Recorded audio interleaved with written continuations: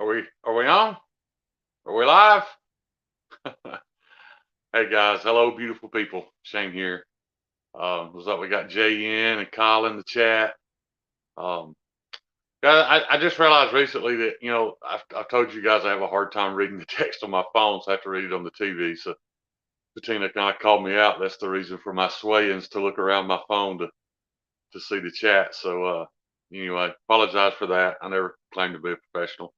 Um, got a couple of things I want to talk about tonight, guys, and then we'll kind of I'll just I'll kind of keep an eye on the chat and kind of let you guys decide where it goes from here. But I got a little package, and I apologize, guys. I am horrible at remembering to unbox things on camera. I don't do well at it. I get excited, open it, and it never fails afterwards. I wish I had unboxed it because we all know that unboxing is the uh, it's the origin of knife videos, just like everything else. So anyway, what I got here, I got this little package from Molly at OCD for EDC. Like I said, it is already opened. I haven't added anything or taken anything away from it. So I'm just going to go through the contents. If you guys don't know, um, Molly is famous for she'll mail you a box of bullshit. All you got to do is ask. Hit her up an email. Send her your address. She'll go through her junk drawer, and she's glad to send it out to you. And there's a couple of things that maybe you guys can help me decipher what it is, because some of it I don't know. I've got this black doily thing here that does kind of, I guess it could fold up into something. I don't know. I don't know what that is, but it was in my package. Um, and then I got well, to be honest, I don't know. I think maybe this is a toy hair dryer or a some type of toy set. I don't know. I'm just glad Molly thought of me when she saw this, and I got me a little cute princess wand here. So thanks, Molly. Getting more into the junk drawer stuff though. I got this bag of white crystal-y looking solution. I'm sure it's not drugs. I'm hoping it's not drugs. Um, I don't know what it is. I didn't ask. Let's see what else we got. I got a bag of random, looks like maybe IKEA furniture hardware. Who doesn't have that in their junk drawer? I got one random wooden peg. Probably went with the same furniture hardware set. Who knows? uh, I got this thing, and I feel like I should know what this is, but I just don't. It doesn't come apart. If you look inside there, there's a contraption that I guess just makes these things spring loaded. I guess something locks onto it, an extension of some kind or something. Who the hell knows what Molly buys, what she puts in her drawer? Um, I got this personal note from Molly. I'll hold this up. It says, "Your man is a hussy, and you are dumb." Oh, got him. Of course, I got a classic OCD for EDC sticker. Uh, I got a Sonic Wacky Pack brown bag. I don't know what this thing was ever supposed to hold, or I don't know. As all, some OCD for EDC candy. So it's very sweet of her. Being a diabetic, she's trying to fucking kill me. Thanks, Molly. Um, and then more IKEA furniture uh, hardware. My question is, how does Justin and Molly's furniture stay put together if half the hardware is in the junk drawer? I don't know, but the highlight, the highlight of this package, and I'm sure Molly put a lot of personal thought into this, was this. I don't know if you guys can read that. It's total protection. underpads for men and women. So, you know, if I'm ever uh, on my man cycle or just, having issues with incontinence, these are pretty much human puppy pads. So thanks, Molly. I appreciate that. I am getting old, so, don't want to make too much fun of that. Don't want to feel like an idiot one day when I'm having to use it. All right, so this is all we got in here now. I see said Stevie's here, Bettina Turner, Old Fart with Sharp Things, my boy Kyle Kunel, um, who uh, I bestowed the moderatorship to. So be nice to Kyle because he puts you in timeout, ban you, whatever he wants to do. Guys, if you got any links you'd like to share, even if they're self-promoting, just message Kyle because you have to do it. So message Kyle. I pretty much told him I'm up for any links that aren't bots. So you got something you want to say, something you want to get out there, put it out there. Um, most of you guys already know this because we're all pretty much in the same lives together. But I had a real proud moment. Had a couple this week actually, but I've been a huge Bob DeMarco fan ever since I got into the knife community. I always felt like Bob was very professional in the way that he makes his content, and I can understand why. It's what he does for a living. He should be better at it than us. And he also has somebody there helping him, put the links up for him, all that stuff. Um, that's also a professional in this business. But anyway, I've always had a lot of respect for Bob, and fortunately, I got to meet Bob at Blade Show, and I was not disappointed. He's the exact same person that he portrays himself to be on his channel. He's extremely friendly. He's extremely knowledgeable. He has a very wide array of interest in knives. We don't uh, agree on everything. Bob loves big clip point buoys. I'm not necessarily a fan of them. Um, it's not. I'm not a fan of clip points. They just have to fall within a certain shape to me. I ain't gonna get into that, but anyway, Bob reached out and invited me to be on the Knife Junkie podcast. Um, I know that may not seem like all that big a deal. It's not a guest spot on his Thursday night show. It's the actual podcast, so it'll be on iStream and Apple and all that stuff. I'm not gonna lie, I'm a nervous wreck. I'm more nervous than I am now sitting here doing this. It was a little easier last week because I had my boy Stevie helping me out, but I took my pants off and got comfortable, and here I am. So you know the the women in the house have gone to the Used concert. Not necessarily a Used fan, but they are. Um, they're all way younger than me, so they grew up in that whole emo era. So anyway, they all got excited about going to see the Used, and I got so excited about having the house myself. So anyway, a couple of other things I wanted to discuss. Um, Scab posted a video today. It was very upsetting to me because I found out about the Shredder knife reviews about a year ago. Um, I did what we all do. I went over there and subbed and left, and I turned the notifications on and hit a like on a video so that it wouldn't unsub me, and that was about it. Um, it really wasn't until I started seeing Papa Shredder in the chat section over here. That's very important to me. And when I seen him, trying to be a part of the community, uh, I actually started watching some of the videos. Guys, they typically review knives that I'm not extremely interested in, and that's odd because of how I made my way here. But I don't care. The reason why I watch it is because it is our modern day Leave It to Beaver to me, man. It's a guy and his son bonding over a hobby that they both love. They're making content doing it though, and it's just it's incredible. And some troll decided to go through their entire library of videos and report them all to YouTube. YouTube took their channel down. Uh, they've now got 2 strikes against their channel. I'm assuming this person's claiming that it's got to do with child safety. I don't know.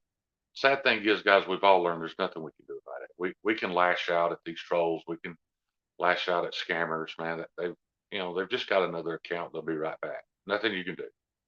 So waste your time to get upset and threaten them and cuss them and all that stuff. It just don't work. But what we can do, and what I wish you guys would do, is reach out to Shredder Knife Reviews. Of course, Ezekiel's 11, so everything goes through his dad. His dad, uh, he kind of filters any content that Ezekiel sees, filters the comment section. But go over there, man, and like I say, like I said in my short, hit the like button, give them a sub if you like the content.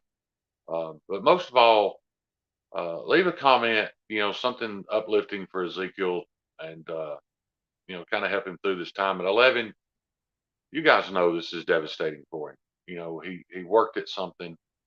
Unfortunately, it is a lesson in life. This will be valuable to him one day, but it sucks that somebody's so bored and so upset with their life that they're trying to ruin this kid's dream. So like I said, go over there and show them some support and love. And I've talked with Papa Shredder. They are prepared in case they shut the channel down. They're gonna instantly start another one. And if that happens, you guys are gonna get sick of seeing some of us talk about it. We're going to promote that new channel to no end. You won't hear the end of it until he's back where he was. It's just not fair. It's not right. It sucks, but it is the world we live in. Guys, I've said some things in some of my videos and on some lives that I'm sure could get my channel taken down. I haven't always thought about the fact that it could have a negative impact on my friends' channels that I'm visiting. So I'm going to try to be a little more cautious with that, if you will. I just don't want something I did to cause them any issues. It's been a very interesting week, guys. I had my other proud moment this week was I had a family reunion yesterday. I know what you guys are thinking, a Southern family reunion, but unfortunately, it was just my generation. It was just all of us old folks. None of the younger generation showed up, but there was probably 25 adult men there, probably closer to 40 adult women. And as they got ready to start cooking lunch, they realized they had all this packaged stuff, these huge big packages of smoked sausage, hot dogs. They didn't have a way to open. So one of the women, a couple of women actually, started kind of yelling out amongst the crowd, "Hey, which one of you guys got a knife?" And I heard it, and to be honest, I didn't purposely ignore it. It just didn't ring in my head that I have a knife. So I spoke up and I was like, "Hey, I got a knife." And I was a little concerned because of the knife that I brought. It's not necessarily the most crowd friendly knife. It's not, and I didn't think it would be the greatest package opener and cutter, but man, this thing has really won me over, man. This Benchmade Adamas, of course, it's the adult size Adamas. I don't buy the child size knives typically. And yeah, I mean, I've got a razor sharp edge on this thing, so it sliced through everything. And the proud moment was my grandmother's sister was there. She's 84 years old. And right after I announced that I had a knife and took it over and started cutting the packages open, she spoke up and said, "I guess he's the only real man here because a real man carries a knife." That made me very proud. I didn't mention that, I've only been doing it for, I don't know, 2, 3 years. I haven't always carried a knife, but anyway, I see Peter's here from Therapeutic Edge, man. I appreciate you showing up, Peter. David Iverson, it's awesome to see you, brother. Um, I was real nervous about doing this one tonight, being on by myself. Like I said, last week having Stevie here, it's a huge help. I knew if I stumbled and run out of things to say, Stevie would do his classic, yeah, and kicking in with some conversation. That's a big help. Um, you guys are gonna have to get over my man crush on Stevie, man. I've just I love that dude more every day. Uh, you know, and as well as many of y'all, I've come to realize that Kyle Kundal may be my mental doppelganger. I don't know how many times I go to type something and I'm almost on the last word and I look up and Kyle has already typed it word for word. We seem to think a lot. And hey, Maddie, Blade Ogre, how you guys doing, man? Glad y'all are here. Guys, I'd love to, and I'm not Big Red. I don't have my setup right, so I'm not going to be able to read them all. But I'd love to see a pocket check. I realize that pocket checks aren't just for the host. Everybody likes to brag about what they carried that day, especially with something new or something they love. So let's do a pocket check. Let me know what you're carrying. Let everybody in the comment section know what you're carrying, and you know, uh, you guys can start a conversation over that. So we got Craig Wilkes. Good to see you in here, buddy. John Polly, man, I really appreciate you guys showing up. I don't know what I would have done had I tried to go live and only had 4 or 5 people in here. I know people do it. Man, hats off to you guys for having the confidence, to stick it out and do it anyway. Like I said, I know the only reason that a lot of you guys are here is friends with you on the Discord, and having Stevie on last week was a huge boost. So that's awesome. Looks like Maddie's got his squirrel knife gifted by Alan Graywolf. I don't think I've seen that, Maddie, or I don't know what you're calling your squirrel knife. You got to shoot me some pictures of that. As far as the pocket check goes, once again, same today as yesterday, guys. I carried my full size Adamas. I would want to say one thing about this Adamas. You'd have to be a pretty loyal watcher to go back pretty far and hear me talk about Benchmade. Uh, Typically, access locks don't agree with me very much because of my neuropathy, and I have some dexterity issues, and I have a problem manipulating an access lock, and by that I mean with the smaller Benchmade knives, I have a problem holding the knife and grabbing both sides of the lock and pulling it back. I just almost can't do it at all. And I had a very personal and meaningful conversation with Josh Branson today, and one of the less personal parts of it was that we were talking about Benchmades. I see CPM's got his Max Ace Dragon. I'm not sure which one that is, but I know Nash Sargent was talking about that. He was fighting the temptation to buy one. Stevie got his Vero Axon liner lock. Man, I won't quit talking about that Vero Axon because y'all know how bad I want it. But Big Knott's got his Hinder XM, Spyderco Shaman, Damn Designs. Dude, you guys are carrying some great stuff. But back when I was talking about with Benchmade, what I told Josh was what I've realized is that and maybe this is just my experience, and maybe it's because of my dexterity issues, but I don't feel like Benchmade does cheap very well. What I mean by that is, first of all, that's Benchmade's definition of cheap, because we all know $150, $160 for a cheaper knife is not cheap. Um, but I'm talking about, like, your bug outs, even the mini freak. To be honest, the freak wasn't extremely smooth for me, but when you get into the bigger Benchmades, like the Adamas and like the my full size Crooked River, these knives are completely different in the action. I think it boils down to what I've realized. It seems like it's almost always the Benchmades that have a full set of liners. Like everybody knows your bug out's got that little partial liner in it that's just there to contain the access lock, and the rest of it's plastic. All those knives, the Griptilian, all those to me feel very gritty. They kind of stick.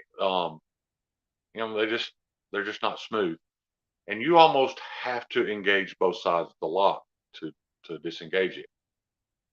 With the bigger knives, unfortunately, the more expensive ones, the beefier built knives, I've noticed that I can just simply put my thumb on once. You saw that I never touched this side. I can put my thumb on one side of the access lock, barely crack it back, and the blade falls. So that's kind of won me over on Axis locks. You know, so like I said, if you've had a bad experience with an Axis lock, and you know you don't like the way they feel. You know, I hear a lot of guys talk about, you know, my uh, Asher knives, Axis locks a lot better. You know, Will B has mentioned in the comments multiple times that his ST110 Axis lock is way better than his Benchmade. The D10 is way better. Um, I know where you're coming from. You know, like I said, if you haven't tried one of the larger, more premium Benchmades, you know, maybe give that a shot. Um, I understand the price issue, but you know, what can we do? Uh, you know, I live in Gadsden, Alabama, guys. And you know, we haven't seen the worst of times here yet. But when I was in high school, uh, everybody in high school knew that if you weren't going to college and you know uh,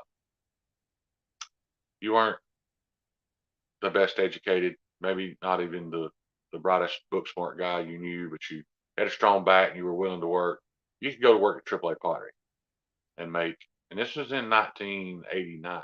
You could go to work there and make $22, $23 an hour. I know to some of y'all, especially on the West Coast, that's not much money, but in Alabama, dude, that is a lot of money.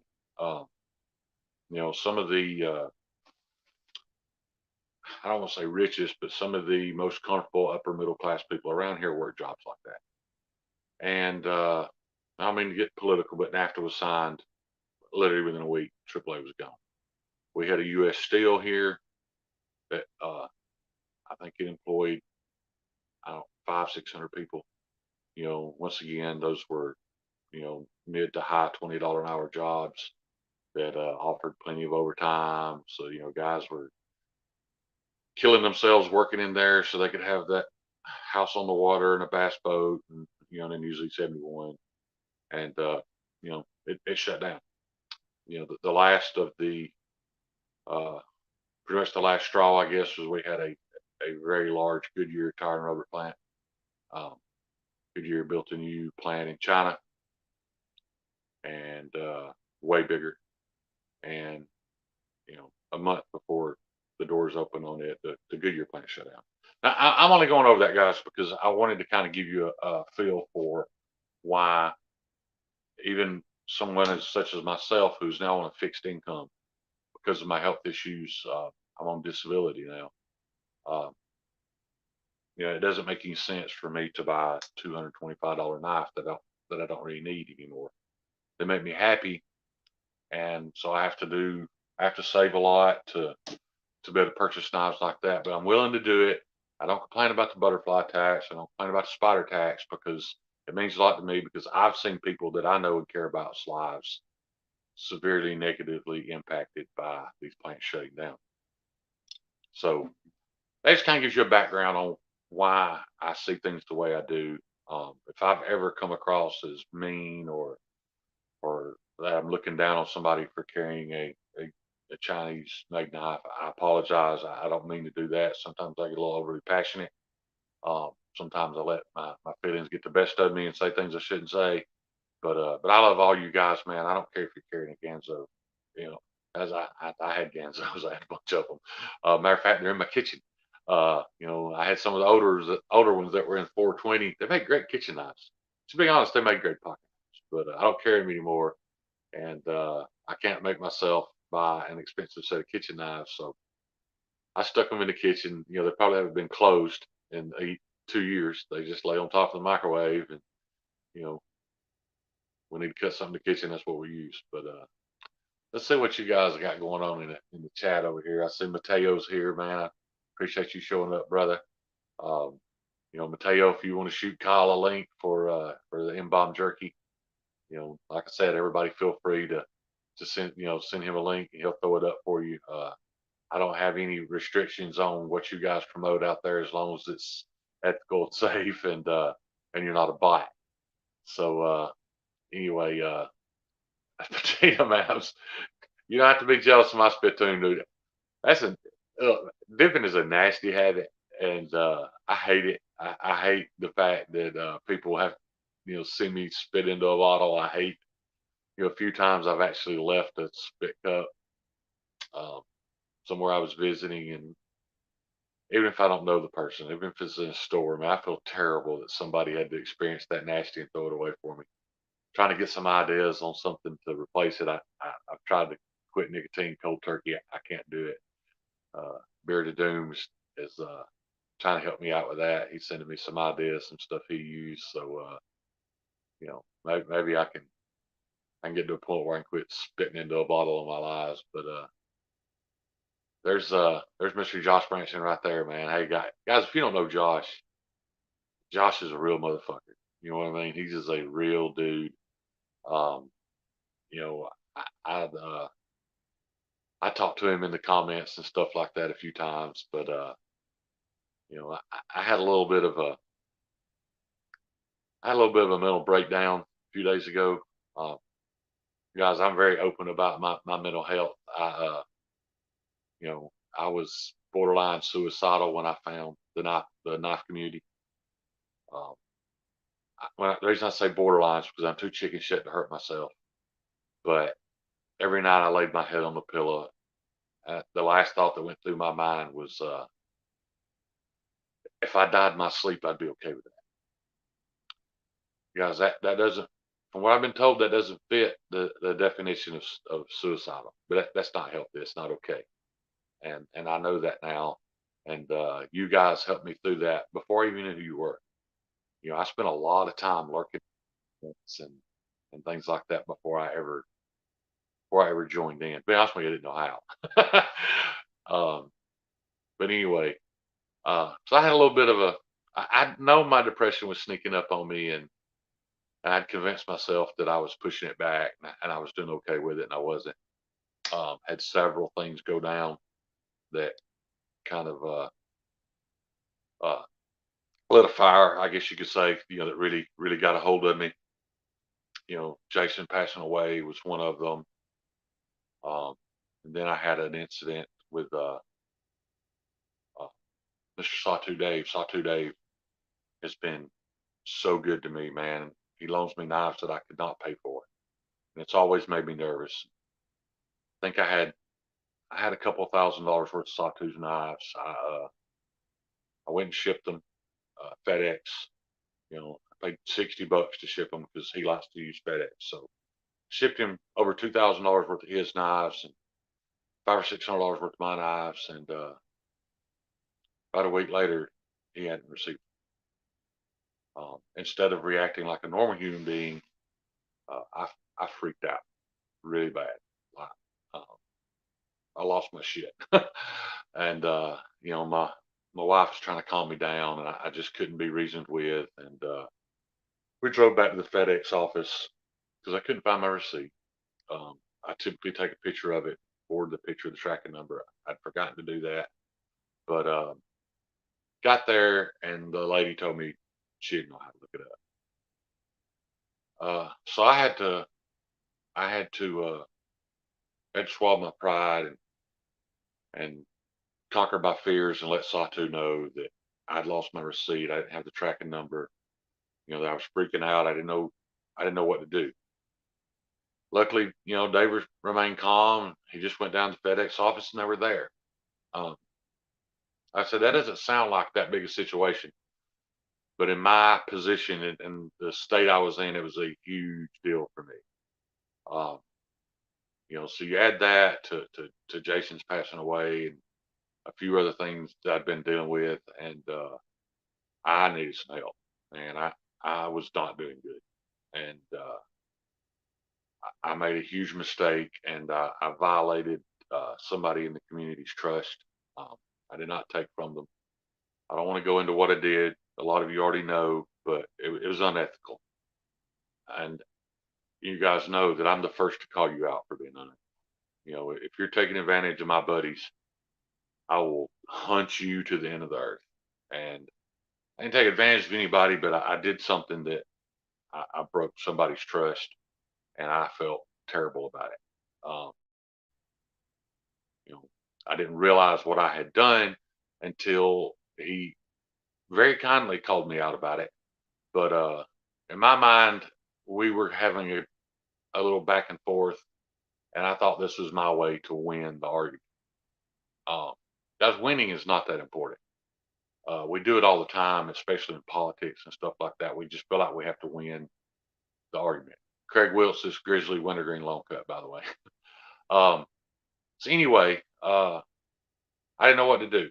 I was at home by myself, reflecting on it now. I hadn't had any sleep, and well, when I made the post, I hadn't had any sleep in about 48 hours. I hadn't left. I hadn't left my house in 3 days. I hadn't seen the light of day, um, and all that seems normal, when you're struggling with depression until something happens and it's all brought to light, and I realized how unhealthy that is. But anyway, make a long story short, I reached out in our Discord, and all I said was, man, I need somebody to talk to. I posted my phone number, and man, it was crazy.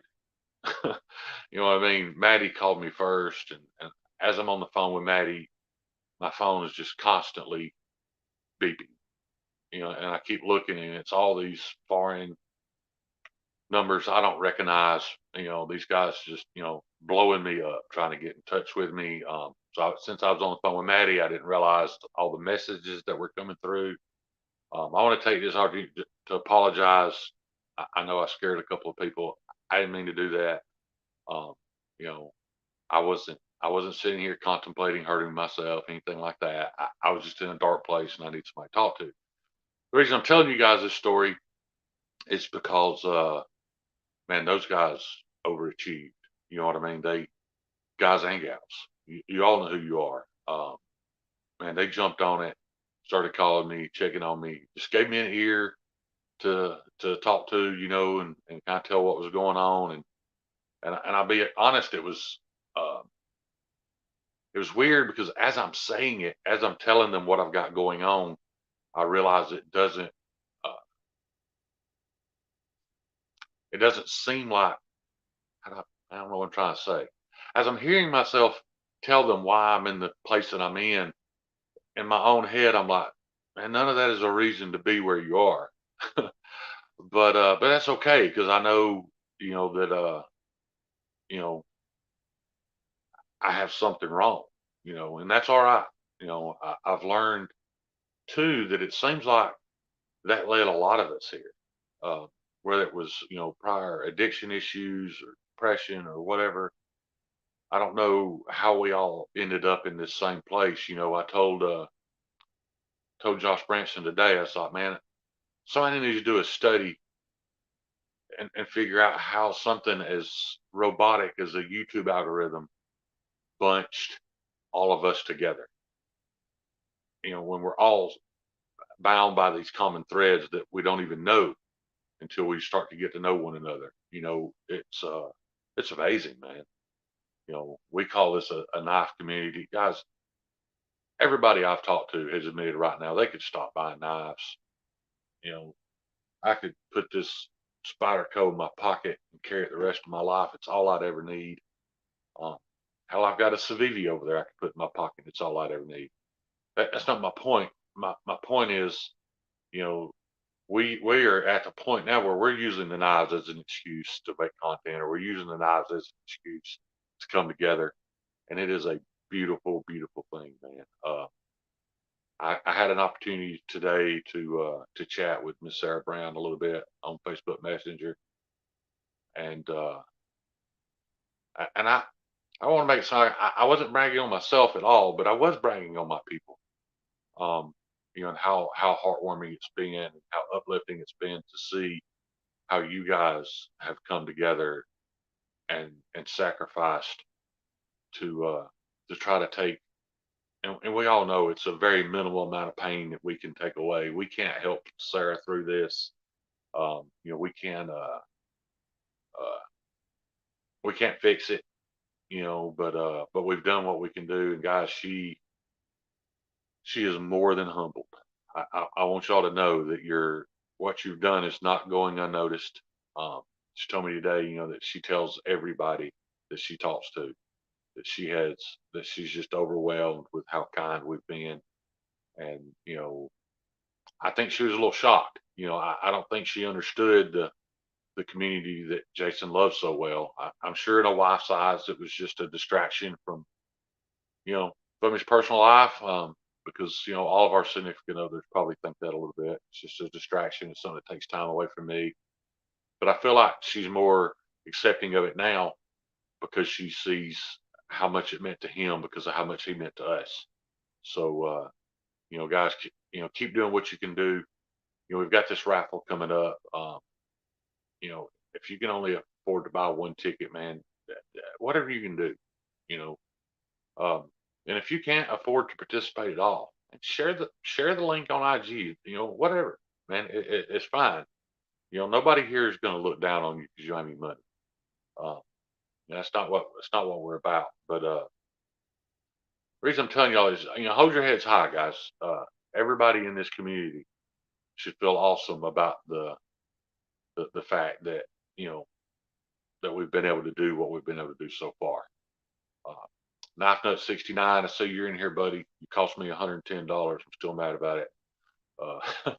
That was a very, very kind offer you made.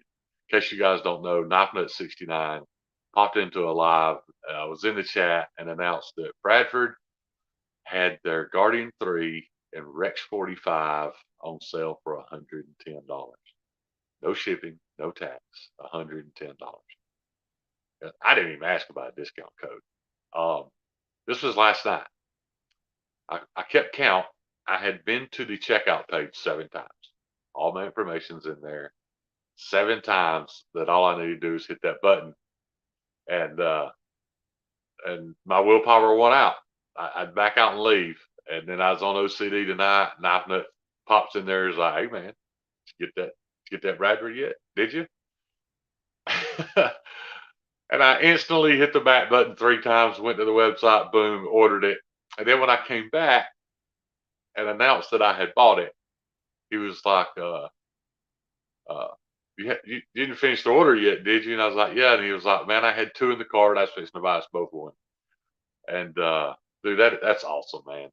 You know, that makes me feel so good to know that you were about to do that for me.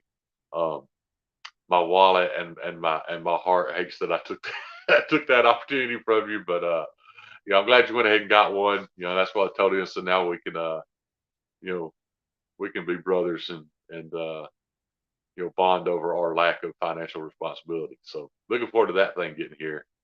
Um, you know, I've got to fix this setup so that I can read the chat a little better because I know at some point during these lives, you know, the chat's going to have to guide me into what we're talking about next, and I'm struggling to see the chat, so it's going to be hard for me to do. But and now I'm very self conscious about. That's for you, Tina. You'd have to be in the Discord to know where that comes from, but man. Tina posted up a picture of me and Stevie's live last night, and right above it was a picture of Ray Charles with the exact same head roll and the same big smile. Guys, if y'all don't know, that dude's fucking hilarious, man. That God, Tina is so funny. Everybody in that group is, man, and they can go from funny to you know, to just super. I hate to use this word, but just super sweet in a blink of an eye. You know what I mean? Uh, it amazes me. You guys have no idea how much I appreciate y'all. But yeah, Craig, doing the Stevie Wonder. Yeah, it's it just so happens, you know, Ray Charles happens to be one of my favorite artists of all time, and strangely enough, Ray Charles is what started my conversation with Jason Brown about music. You know, he had asked me if I liked jazz, and I told him that I absolutely did not. I could not stand jazz, especially freeform jazz.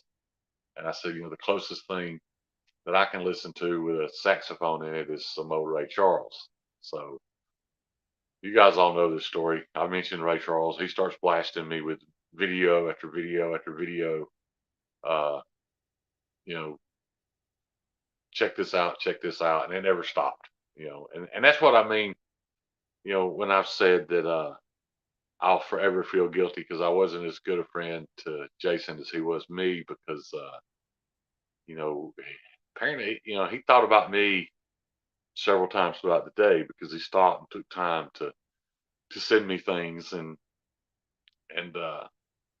what's depressing is that I kind of took that for granted. You know, I didn't, sometimes I was a little busy, so I didn't answer it. You know, I won't ever forgive myself for that. You know, um, he was just an awesome guy. I don't know how long, we're going to continue to talk about this. I know it's not great for viewership, probably not great for, new people coming into the fold, that they're all, all they see is that we're, every channel they go to, we're talking about this same dude. We're kind of being depressing. I, uh, I apologize for that, but, you know, I know the healing process is coming, but I hope we don't ever forget about it. I don't ever want there to be a time when, from occasionally I hear something about Jason. I don't want that. But anyway, what we got going on over here in the chat? Mr. Iverson's still here. Satisfaction. Time was Jason's most precious resource. Ain't that the truth, Maddie? Um, and how did he do it? I mean, how did he? He was married with a child and had a full time job, and uh,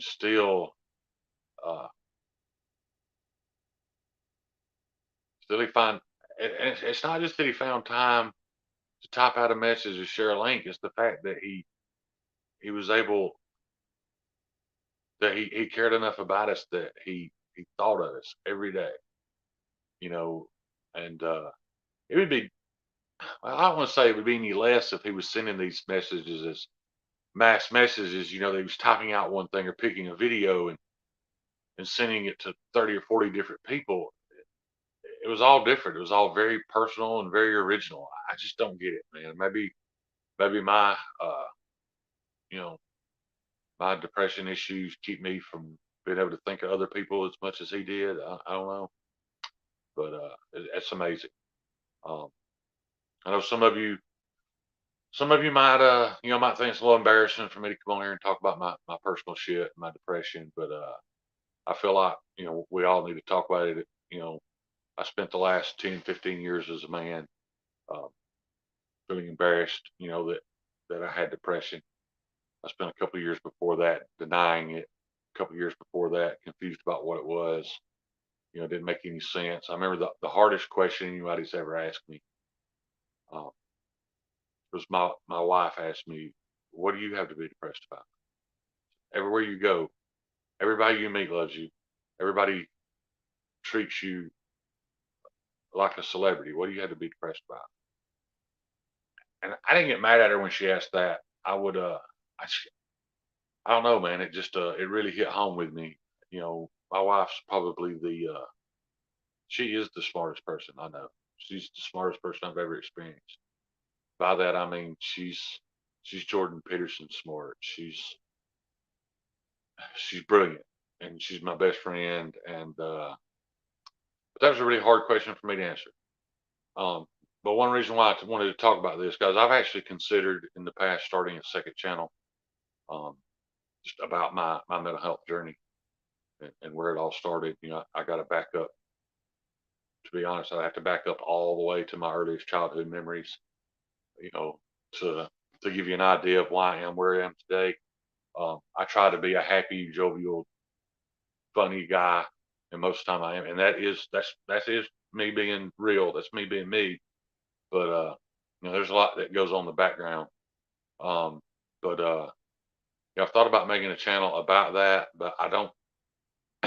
I know human nature. I know there would be 99% of the people would be supportive and understanding, and it might even reach somebody that it helps. But I don't know that I'm prepared for the assholes. The people that would seek to worsen my depression. So that's why I haven't done it. But I wanted to mention you guys because I feel like you guys are family, and I just want y'all to know, that if it's not anything to be embarrassed about. It's not your fault. There doesn't have to be. a reason. You know, guys, Peter was in here earlier, and I'm sure he can explain it better than I can. But from what I've gathered from uh, talking with professionals, it's just as simple as, it all it takes is a slight chemical imbalance to, that change that those little millivolt signals that are bouncing back and forth inside your brain, and it don't work right. And it's not your fault, and there's nothing you can do about it. Well, some sometimes there's something you can do about it. For me, all I can do about it is talk about it, because they've actually put in my medical charts that I have an allergy to antidepressants, because they do the exact opposite for me. I get started antidepressant. I don't want to talk about that, but I can't take them. So the reason I'm talking about it is, um, as embarrassing as it is, guys, if you got something going on, man, you're struggling with something by yourself, something inside your head, reach out to somebody, talk about it, acknowledge it. Um, you can't face it, you can't defeat it until you know what it is. And for me, the first step is talking about it with somebody. Find somebody that you can talk to about that, that's going to be supportive. Don't expect them to fix it. Don't expect them to have the right words. Uh, they don't have to. So, my therapist never has the right words. You know what I mean? I haven't seen him in months, and it's because I have to I have to do that through the VA. And to give you guys an example of what it's like utilizing the VA for healthcare and why we lose so many veterans every day to suicide. I was diagnosed with major depressive disorder, and when I go to my therapist and I talk to him about it, I've never been there and not cried for at least half the session. And he does a good job of sitting there and listening to me, and that's all I expect of him, because, um, like I said, I don't feel like he's going to have the words to fix it. But when it's all said and done, after I get it off my chest, and I get my cry out, I feel okay. I feel like that it's helping. I feel like that it's uh, I'm getting somewhere. And then I leave his office and I go up to the front window, and they tell me I can come back in 2.5 months. 2.5 months too long. You know, uh, I can't make it 2.5 months. So I feel really fortunate now uh, that I've got people that are just as good as this licensed guy is at listening. I don't expect you to do anything else. Um, you know, just having that ear sometimes is all you need. Guys, we have got to stop acting like we're too strong to have mental health issues. We've got to stop acting like we're too manly to be depressed. Uh, you know, as you get older, it just gets easier, because as your testosterone levels drop, and because that's completely natural, that's going to happen as those start to go down a little bit. That can add to it. Um, you know, that can be a huge help. To be honest with you, I'm not saying that's going to fix you, but when I was able to take testosterone, it did help. And now, after having my heart surgery, because testosterone kind of thickens your blood, I can't take it, because I have to take a mild blood thinner. So you know,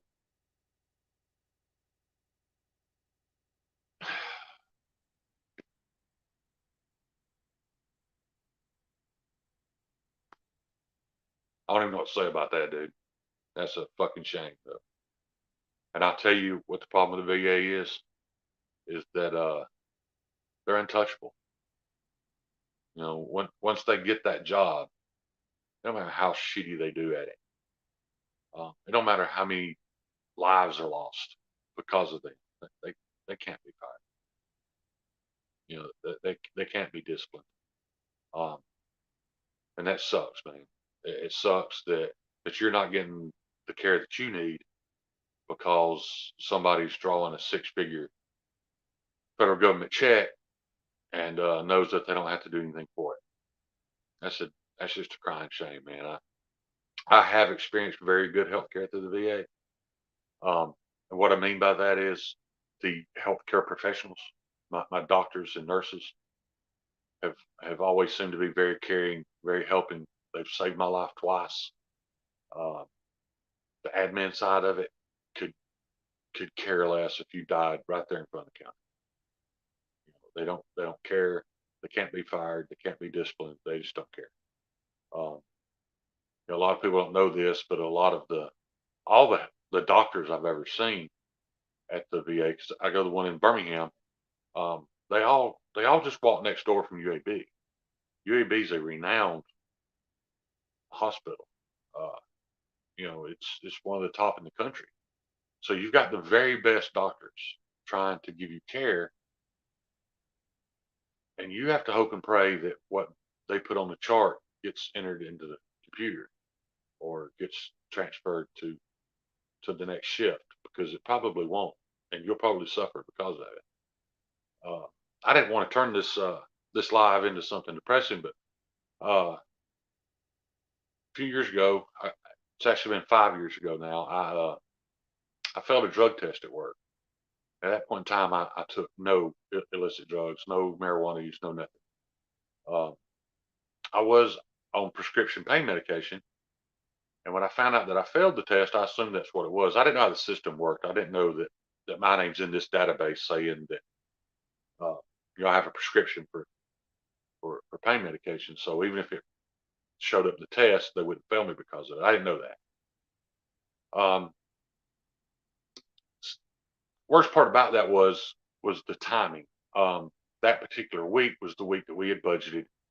We had paid all of our bills, and we weren't going to have any household bills to pay that week. That's what we are going to have Christmas with.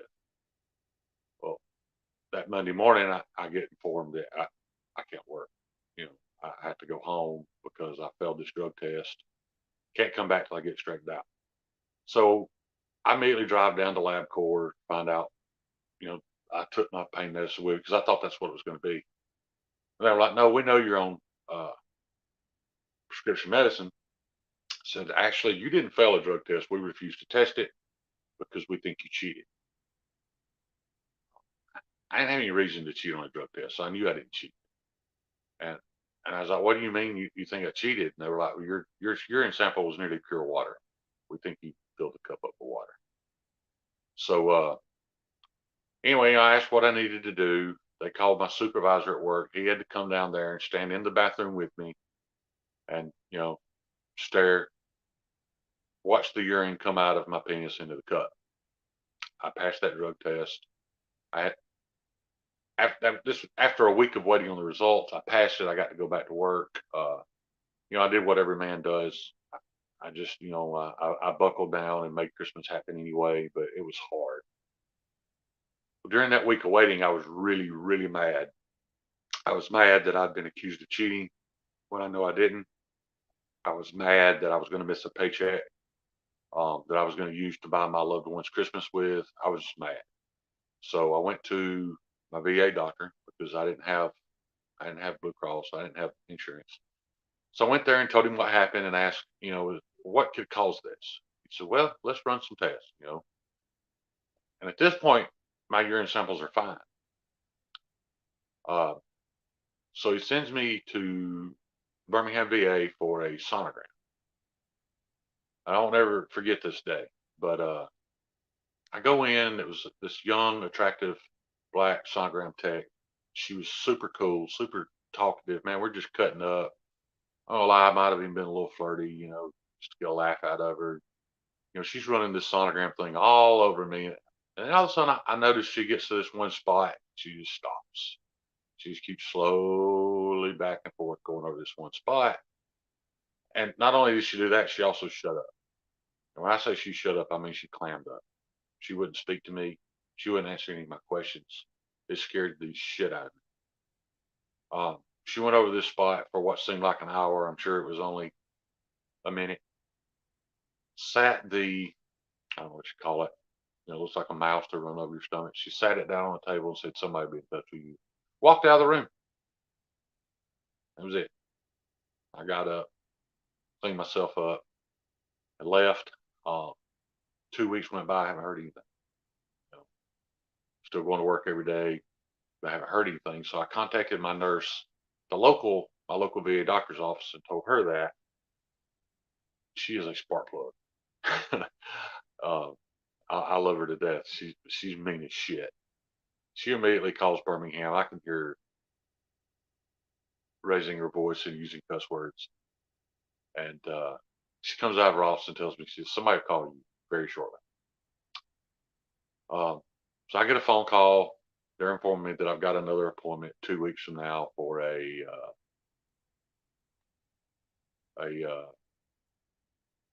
forget what it's called, a scan with contrast. I forget what it's called.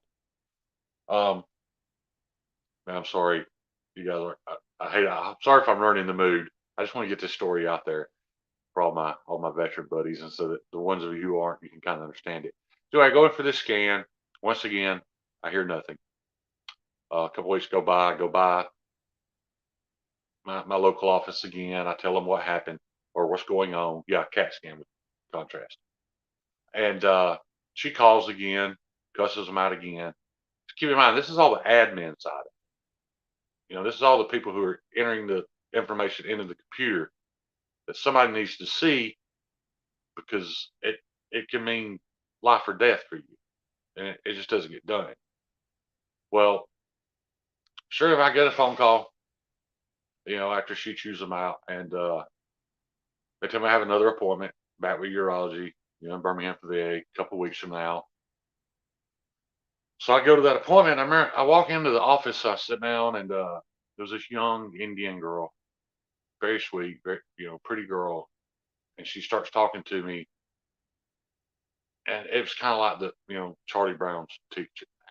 Yeah, I'm not making fun of the way she talked. She spoke perfectly clear English. It's just I didn't understand anything she was saying. So I stopped her, and I was like, I said, hey, I don't understand anything you're saying, but do I have cancer? And she's just like, yes, sir, you do. And somebody will be in touch with you. So I get up and leave. Um, I go home. I call Cancer Centers of America. I'm freaking out. I've had to inform my family that I have cancer. They're all asking what stage, what this, chemo, radiation. I don't know because nobody's telling me. Once again, this is left up to the data entry admin side of the VA that is completely uh, useless. Uh, so anyway, another couple of weeks go by. This time they finally contact me, and I get to go back and get meet with another urologist. And finally, this guy gives me the rundown. No radiation, no chemo, no nothing. Just we're just going to take the kidney out. You'll be fine. He explains to me that kidney cancer has a very, very high uh, success rate because it very rarely ever spreads outside the kidney. So, it's going to be a month. Okay. The day before my surgery, I get a phone call from Dr. Anderson's office from UAB, letting me know that he was the one that was going to be doing my surgery and that he's one of the top surgeons in the country for this type of thing. Nothing to worry about. But my surgery had been scheduled or set up to be done robotically, and the robot has malfunctioned. So the reason he's calling me is to find out if I want to put this surgery off until I'm sure they probably got the robot fixed within a day or so, but I pretty much go back in the back of the line, wait again. Or they can do the surgery manually. So I've been dealing with this for a while. I've scared my family to death. I've scared myself to death. Uh, no, I want it out. I want it out tomorrow. Uh, Funny side note, I've actually got a picture of the CT scan with contrast. And if any of you guys ever watched Aqua Teen Hunger Force, my kidney looks exactly like me one. I mean, exactly like me one. So anyway, if you want to see that, hit me up on IG. Back to the story. So I go in for my surgery, and everything went great. I wake up in an extreme amount of pain, and I'm searching for my clicker, and there's not one. Keep in mind, UAB did the surgery, and then they went back next door to UAB. So now I'm back in the care of the VA. I hit the little button, and call a nurse in. And when I say I'm in pain, guys, I'm not uncomfortable. I'm folded in half. I'm fucking in pain. They cut me from my belly button to my sternum, along with several other incisions for tubes, pulled all my guts out, laid them out to the side to reach into the back of me to take this kidney out, which, for a guy that's not a doctor, um, that doesn't make any sense. Once you cut the back, I don't know why they go through the front. But anyway, tons of pain. I call a nurse in and I ask her, where my morphine picker is. She's like, oh, you don't have one. So why not? She's like, because it's not on your chart and you prescribe it. Well, what do I have? She's like, well, it says on your chart to give you a Norco 7.5 every 6 hours. As I was on Norco 10s 3 times a day for 5 years at this point.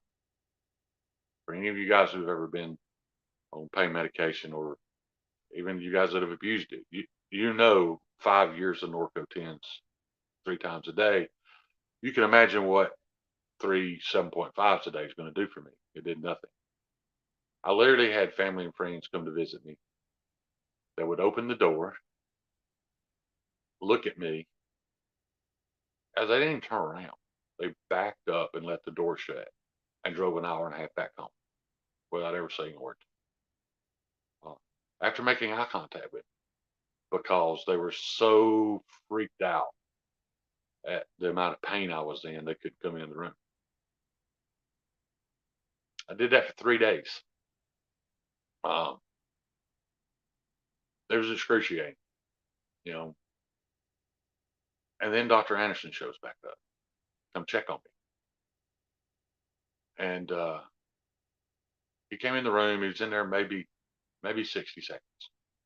He goes back out in the hall, and I can hear this man's voice cracking because he's screaming, cussing these people because I didn't have a morphine drip.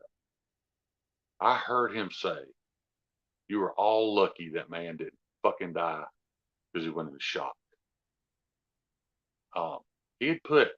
He had prescribed the morphine drip, but whoever this $50,000 a year chick sitting at a computer just didn't do it. Just didn't put it on the chart.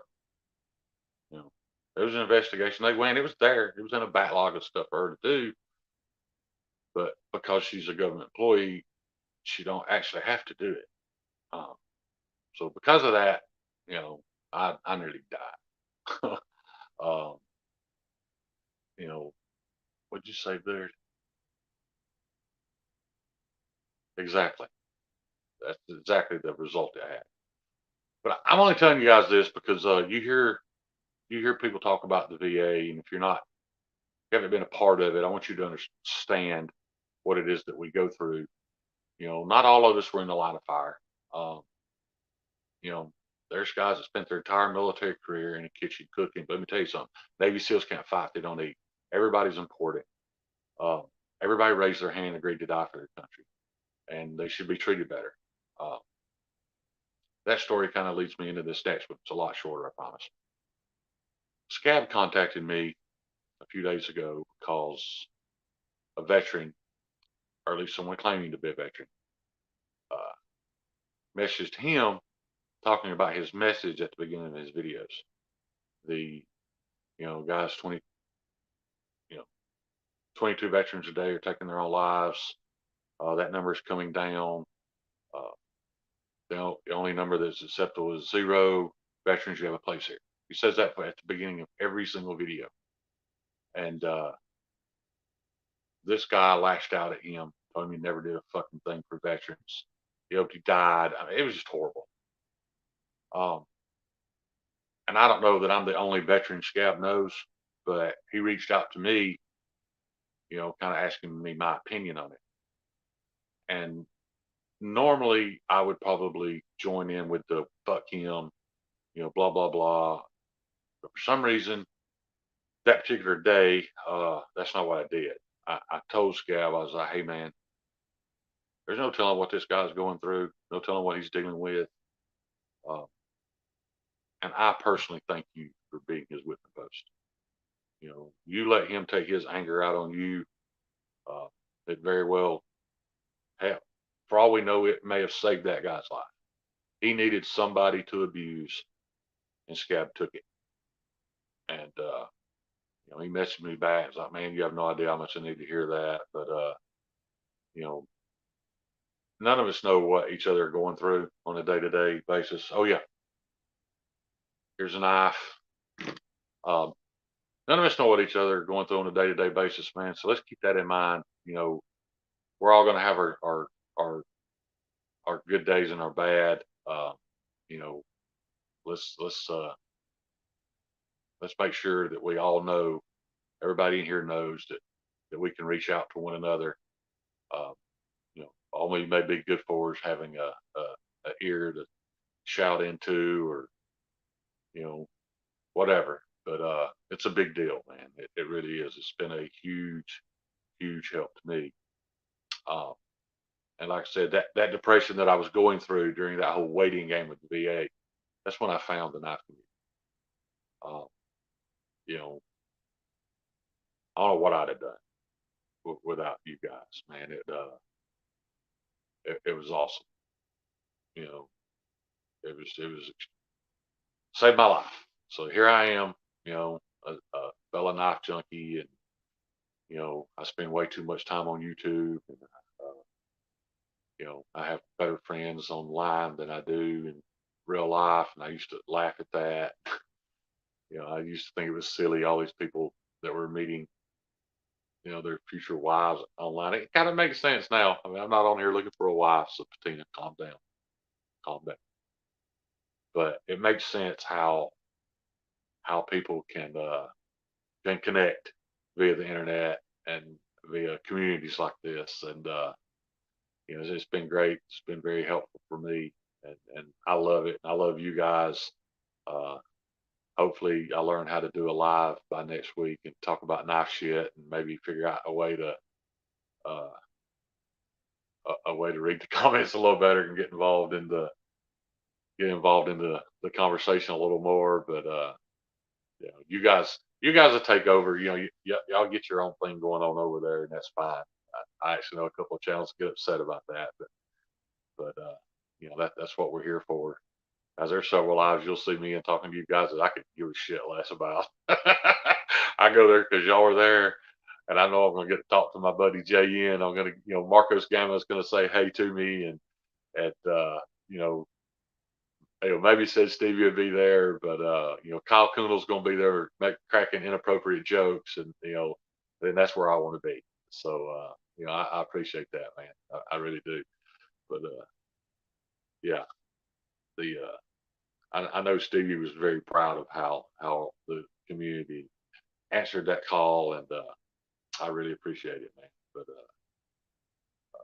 I haven't even noticed if any links have been popped up. But like I said, guys, if y'all got something you want to share, uh, here's one thing I want to talk about. Probably everybody, well, most everybody here probably knows, like, Jared Neves sharpening books have been closed for like 6 months. Uh, who can wait 6 months to get their knife sharpened? That's ridiculous. Guys, I sharpen my own knives for the most part. Um, it's, saying, are you after treating you well? Are they torturing you for information? It's on the way. Anyway, back to what I was saying. Jared's books have been closed for 6 months. And I see people in his live talk about, man, I can't wait till you can do mine. Guys, he's not the only one. I sharpen my own knives. I can get them very sharp, but what I've realized is um, I can't always get them consistently sharp. I had a Benchmade Super Freak that I can make shave hair, except for this one spot right in the middle of the belly. no matter how much time I spent, how sharp I thought it was, I could literally whittle hair with 99.9% of the blade. There was just one spot that I couldn't even see with a jeweler's loupe. There was snag paper. Um, so, you know, I may need some sharpening service every now and then too. And Mr. Kyle Kunel runs a sharpening service. So keep that in mind, guys. I don't know if he's thrown his link up yet, but you don't have to wait on Jared. Uh, Kyle has a sharpening service. Reach out to him. If you want a convex edge, Michael Emery has a sharpening service too. But right now I'm promoting Kyle because Kyle's my boy. He's in here with us. He's one of us. You know, let's give him a shot. I'm fixing to mail him one of mine. And when I get that back, you know, we'll cut some shit online, or we'll cut some shit live and see how it is. And you know, there's so many services available within our tiny community now. We've all watched knife motors blow up, books closed. Now I could be wrong, but it almost looks like we may be overloading Mr. Bill Pro X 1840. Everybody's sending him stuff for new scales. That's awesome, man. I don't have anything against these bigger companies, selling scales for stuff, but I, for one, would much rather have an imperfect set of scales. And I'm not saying his are, but I would rather have an imperfect set of scales from Bill as I would, and pay the same price as I would a perfectly CNC set from Dark or Sharp Dress Knives. And I'm not bad mouthing those guys. I'm just saying it means more to me. Um, I've got a patina. Um, I've got a Civivi riffle that Andrew at Hawaii Knife and Gear made a set of custom Koa scales for that no amount of money can pay for. It's it's beautiful. And even if it wasn't beautiful and it wasn't perfect, because it is, I would still love it just as much. Damn it, Stevie. Um, but yeah, that guys, try to. What I'm getting at is you know, let's support these guys that are within our small friend group, and if they are trying to start a full time business, let's support these guys, and do all we can for them. I don't care how good a lubricant is. Right now at this point, I'm buying Slick 'em All because Justin makes it. You know, you may have something that's better, and that's okay. I'm not arguing with you about it. I'm buying Slick 'em All because Justin makes it. I'm getting scales made by Bill because Bill's making it. And I think that's the way it should be. I see my brother Javon's in here. How you doing, Javon? I don't even remember if I had a chance to say hey to Grateful Panic, but Grateful Panic was probably the first. He's probably the first real friend that I made online. You know, he was the first one that I would call and talk to, and we were shooting messages back and forth all the time, and you know, he helped me through some bad stuff, and I tried to help him through some bad stuff. Um, you know, it's been amazing, but I really owe all my friendships to Grateful Panic because I met most of you there. Not only that, but he kind of opened that door for me to reaching out to people that I don't really know, and and and being okay with the fact that you know I've come to love those people. Um, so shout out to Grateful Panic for doing that, and you know he uh, he was very pivotal in me becoming a part of this community and not just sitting back and observing it. So I really appreciate that, man. That was awesome of you. And Javon has, uh, you know, Javon's been a great friend to me too, man. He was the first knife guy in the community that I went to meet, and the guy barely knew me. We exchanged some messages, talked on the phone once or twice. And, we sat out and ate lunch together, and I left there with, I don't want to guess, guys, but I know a couple $1,000s worth of his knives. He just opened his amazing knife collection right there in the trunk of his car. Get what you want, man. Take whatever you want, many as you want. Just take them. Do you some reviews. You know, hope it helps you grow your channel. And all the way home, all I could think about is, who the fuck does that? Who does that? You know what I mean? Because I wouldn't have done it, but I didn't know yet. I didn't know how I didn't know how this community works.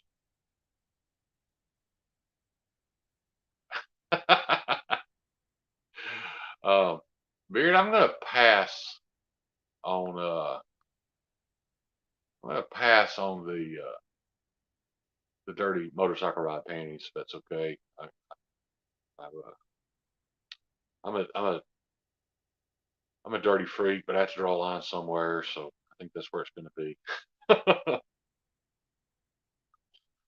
By the way, I saw a couple of pictures you're to do. I can't wait to hear how your meetup with Urban Woodsman went. I think it's awesome that a shipping mistake led to two community guys uh, getting to meet one another, and that's awesome.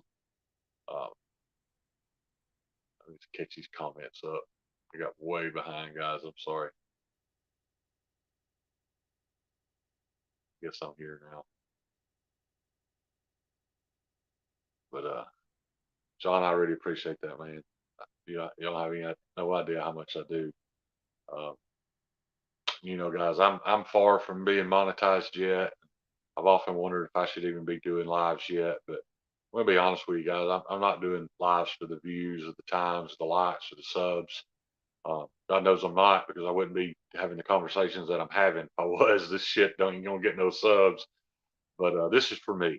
This is my chance to to kind of get on here and you know express my feelings and talk about what's going on with me, and have you guys listen some and carry on other conversations in the chat. It's a beautiful thing.